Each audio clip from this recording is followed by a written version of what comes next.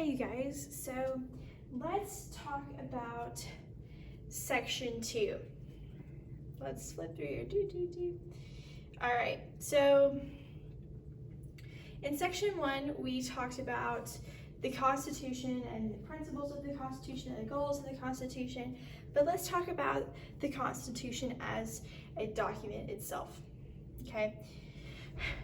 James Madison believed that laws and constitutions grow in authority and acceptance the longer that they go unchanged, and that changing the Constitution would split people into factions.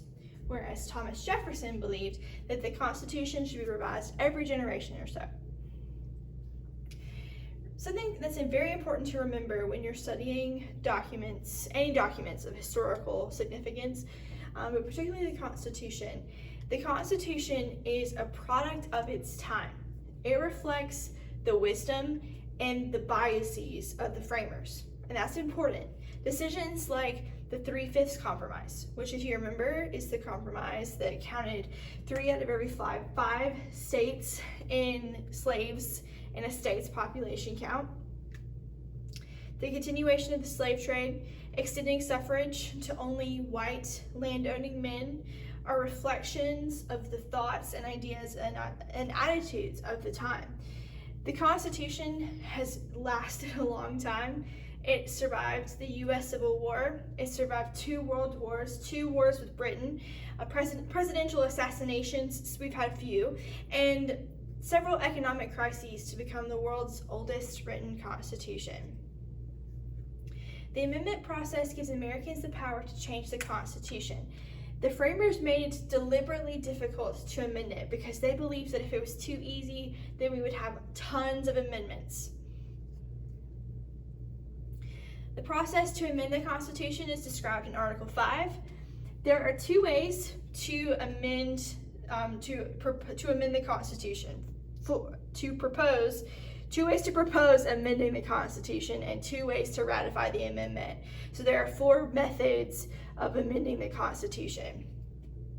The framers required that each step have a super majority. A super majority is a vocabulary word that'll be on your test. It is a majority that is larger than the simple majority. That means numbers like 3/5, 2/3, 3/4. Amendments may be proposed by either 2/3 of the vote of each House of Congress or by a national convention that is called by Congress if 2/3 of states request it. To actually ratify the amendment, it can be one of 2 ways. It can be ratified by 3/4 of state legislatures or by 3/4 of the states at a convention. The Constitution does not set a time limit during which the states must ratify the proposed amendments. Here's a chart of the amendment process. So again, the framers made it purposefully difficult to amend the Constitution. Congress has considered over 7,000 amendments since it has been the document that governs the U.S. Of those 7,000, only 33 have been passed and submitted to the states. 26 of those were passed by the state legislatures.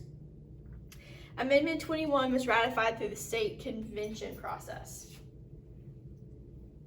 So far, all of the amendments have been proposed by Congress. None of them have been proposed by state convention. Once the amendment has been formally proposed, it goes to all 50 states for ratification.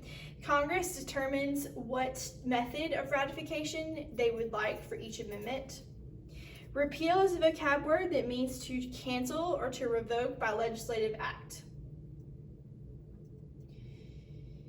So let's talk about prohibition and the example of amendments and how they can come to be. In the late 1800s, really in the 1890s, there was this movement called the Progressive Movement, and the goal was to bring about change in the U.S. And one of those groups was the Temperance Movements, or the Prohibition Movements. They wanted to outlaw alcoholic beverages. These reformers argued that drinking alcohol led to idleness, violence against men, women, and children, and an increase in crime. By 1917, more than half of the states had passed laws restricting alcohol use, and with the combination of the need for grain during World War I, this strengthened the call for a national ban on alcohol. In 1917, Congress proposed an amendment that prohibited alcohol, and in 1919, enough states ratified for it to be adopted as the 18th Amendment to the Constitution. Now, the 18th Amendment does not make drinking alcohol illegal, but it makes the manufacture, the transportation, and the selling of alcohol to be illegal. The illegal alcohol trade became very lucrative. This was really the start of organized crime, political corruption, and violence. I always think of, if you think about the gangsters from the 1920s, people like Al Capone in places like Chicago, who we think about with old school organized crime, right? Prohibition became very unpopular. It was in 1933. Now remember that the Great Depression is currently happening in the US in 1933. Congress proposes the 21st Amendment, which repeals the 18th Amendment, and it gives states the power to regulate the transportation and the distribution of alcoholic beverages, which states still have that power today. Instead of having the states, the legislatures, vote on the amendments like all the other ones, Congress decided that the states would call conventions and ratify the amendment. So 36 states, of the conventions, 36 states approved, and that is a supermajority, and so 21, so they approved the amendment, and it became the 21st Amendment to the Constitution, and it repeals the 18th Amendment. So I'm going to leave this here for just a second. You can go to type in the Constitute Project in Google, and you can see all of the amendments to the Constitution. If you just go to Google and type in Amendment 1, U.S. Constitution, it should bring up each amendment for you, and that will be helpful for you as you are going through and completing the review.